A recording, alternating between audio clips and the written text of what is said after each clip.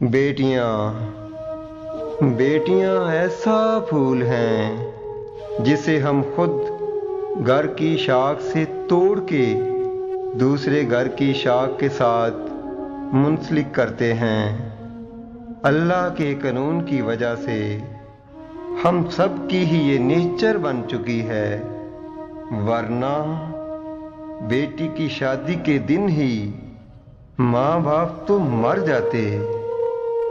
फिर शादी के दिन तक कई बार ख्यालात आकर दिल से टकराते हैं कि ये बेटी हमारी, इसमें तो हमारी जान है, कैसे जुदा करें। इंसान लरज़ जाता है, मगर अल्लाह ताला तो सबके हैं।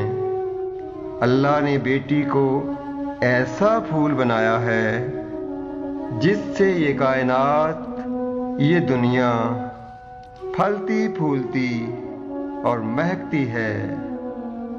बेटियां फूल हैं, फूल हैं।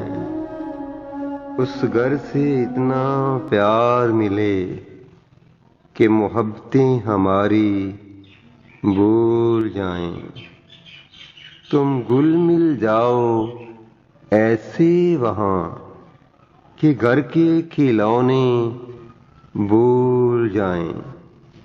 तुम खुश तो हम खुश हैं यहाँ, दुख दर्द हमारे भूल जाएं।